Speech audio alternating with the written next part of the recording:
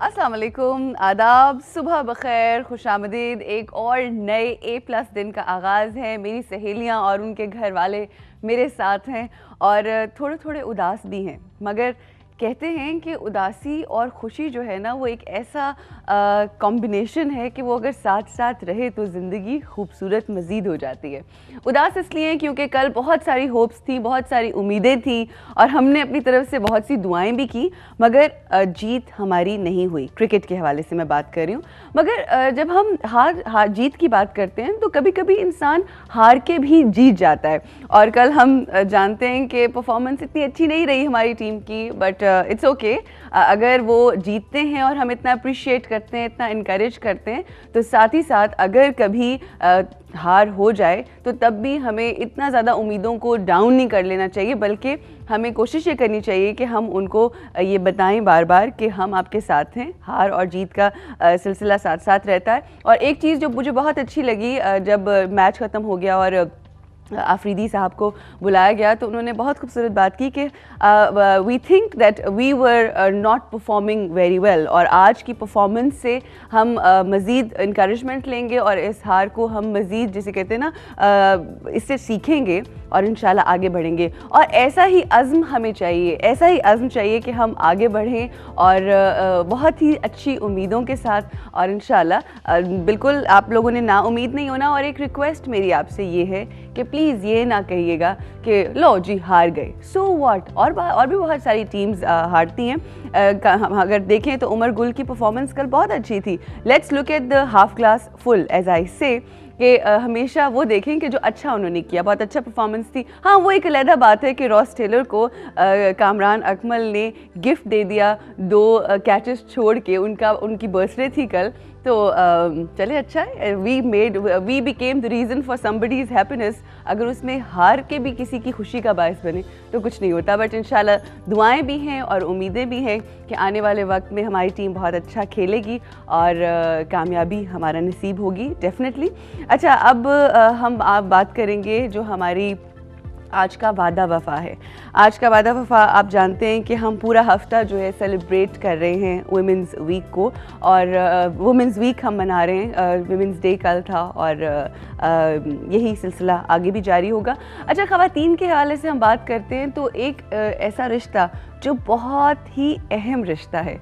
Actually ये वो रिश्ता है कि जब दुनिया कायनात बनी थी तो सबसे पहले ये रिश्ता वजूद में आया था। माँ के बनने से पहले भी ये रिश्ता बना और वो मियाँ और बीवी का रिश्ता था।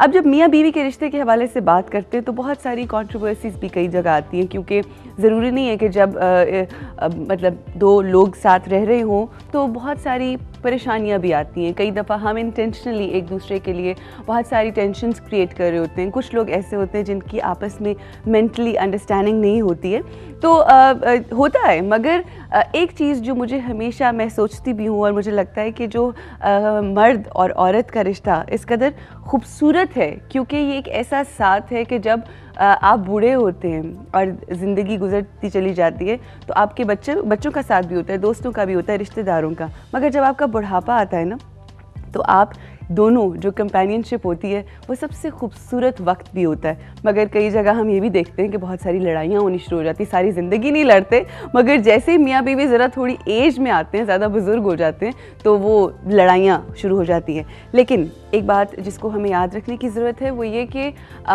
जब निकाह होता है तो निकाह के वक्त इतना सेक्रेड वो एक वक्त होता है और इतने वादे होते हैं और एक दिल से दिल का रिश्ता कायम होने जा रहा होता है। हमने हमेशा सुना कि ये रिश्ता अगर देखा जाए तो बहुत स्ट्रॉन्ग भी है और अगर देखा जाए तो जिसे कहते हैं ना, वो धागे की तरह कच्चा भी है कि एकदम से टूट जाता है।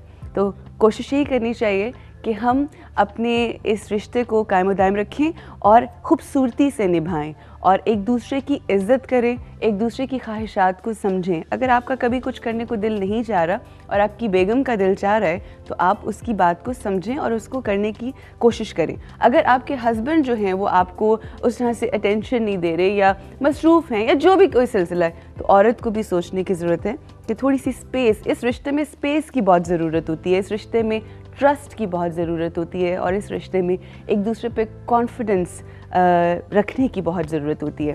निकाह के वक्त हम जो वादे करते हैं कि हम सारी ज़िंदगी तुम्हें खुश रखेंगे, हम सारी ज़िंदगी तुम्हारे साथ खड़े होंगे, ये वो तमाम वादे होते हैं कि जैसे जैसे वक्त गुज़रता चला जाता है हम इन वादों को भूलते चले जाते हैं। और यही वजह होती है कि जब किया हुआ वादा आप ना निभाएं तो रिश्तों में दरार आ जाती है। और ऐसी दरार कभी भी रिश्तों में ना आए उसके लिए आपको मुसलसल मेहनत करनी होती है, मुसलसल कोशिश करनी होती है।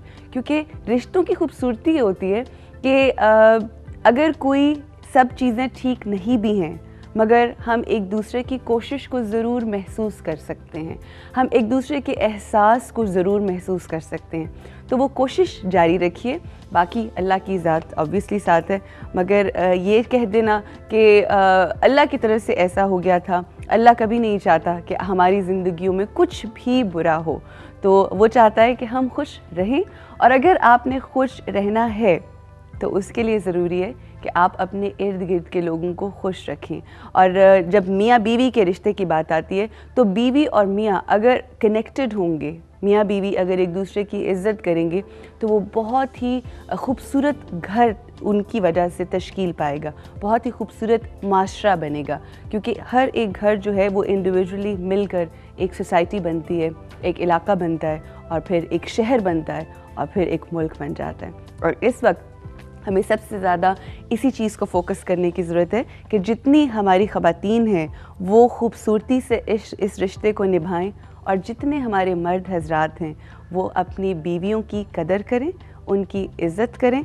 और अगर कभी वो आपकी किसी बात को नहीं समझ पाती, इंसान है ना हम लोग, अगर नहीं समझ पाती तो मुंह बनाने की बजाय और इधर उधर बातें करने की बजाय मेरा ख्याल है सबसे ज़्यादा ज़रूरी ये है कि इंसान एक दूसरे को समझाए, एक दूसरे से बात करे।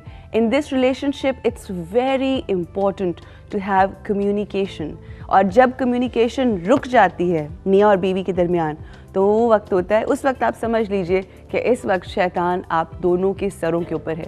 और इस रिश्ते में कभी भी ईगो नहीं आनी चाहिए, बिकॉज़ रिश्तों के अंदर और ख़ास तौर पे इस नाजुक रिश्ते को अगर तबाह और बर्बाद करती है तो वो हमारी ईगो होती है। और यहाँ पे एक कुरान पाक की आयत के कुछ तर्जुमा मैं आपके साथ ज़रूर शेयर करना चाहूँगी कि मियाँ और बीवी एक दूसरे का लिबास हैं। ये सूरह बकरा की आयत का तर्जुमा है, और इसका मकसद ये है कि हमने एक दूसरे के ऐबों को ढांप के रखना है, हमने एक दूसरे के हक़ की हिफाजत करनी है, हमें एक दूसरे के से मोहब्बत करनी है, उसको बताना है कि आप कितने इम्पोर्टेंट हो। आप सोचें कि कुरान पाक में कितनी बड़ी बात की गई कि हम एक दूसरे का लिबास हैं, और ये बहुत सारी चीज़ों को सिंबलाइज़ करता है। इसके बारे में आज ज़रूर सोचिएगा। और अगर अपनी बेगम के साथ, अगर अपनी बीवी के साथ कहीं आपको पता होता है, जब आप ज़्यादती करते हैं ना तो आपको पता होता है कि आपने ज़्यादती की है, अगर कहीं करते हैं तो अल्लाह के लिए तमाम चीज़ों को भुलाकर खुशनुदी रब के लिए अपनी बीवी के साथ बात करें और अपना रवैया उससे अच्छा करें। अब ये बातें मैं इसलिए कर रही होती हूँ, और मेरी कोशिश ये होती है कि मैं प्यार से ये बातें करूं। और प्यार से कोशिश क्या, हर वक्त ही कोशिश करनी चाहिए कि हर बात प्यार से की जाए, क्योंकि कहा यह जाता है कि प्यार से अगर आप बात करो तो अच्छी तरीके से बात करना जो होता है वो इंसान को बादशाह बना देता है, और अगर आप बुरे तरीके से बात करो तो आप फ़कीरों जैसी ज़िंदगी गुजार रहे होते हो। और अकल की बात यही है कि प्यार से तो भाइयों, बापों और जितने बेटे हैं, जितने मुख्तलिफ़ रिश्ते हैं औरतों के साथ, गुजारिश ये है कि अपनी औरतों के साथ अच्छा रवैया रखें, और औरतों से भी मेरी गुजारिश है कि उस अच्छे रवैये की कदर कीजिए। और ख़ास तौर पे वो तमाम हस्बैंड्स जो अपनी बेगमात के साथ कभी कभी ज़्यादती कर जाते हैं तो तोड़ दीजिए ईगो को। और मैं हमेशा पता है क्या करती हूँ, अगर मुझसे मेरे हस्बैंड नाराज़ हो जाए तो मैं अगर उन्हें मनाती हूँ, और हमेशा मैं ही मनाती हूँ, तो जब मैं उन्हें मनाती हूँ तो मैं उनके लिए नहीं मना रही होती, मैं उनके पास उनको मनाने के लिए जब जा रही होती हूँ तो मैं अपने अल्लाह से बात करती हूँ, और मैं कहती हूँ गॉड, अल्लाह मियाँ जी, I am doing it for you, मैं इनको मनाने जा रही हूँ आपको खुश करने के लिए। तो अगर ये चीज़ हम अपने दिल में रख लें तो ये दुनियावी ईगो ख़त्म हो सकती है। ठीक है, तो जो भी काम करें अल्लाह की खुशनुदी के लिए करें, लोगों को खुश रखें, बीवियों को खुश रखें अल्लाह की खुशनुदी के लिए। यहाँ पे हम लेंगे ब्रेक। आज वुमेंस डे का हम तीसरा दिन मना रहे हैं, वुमेंस वीक का तीसरा दिन है, और आज भी बहुत ही डायनामिक ख़वातीन से आपकी मुलाकात होगी, बहुत ही अहम किरदार अदा कर रही हैं इस सोसाइटी में, उस हवाले से बात होगी आफ्टर दिस ब्रेक।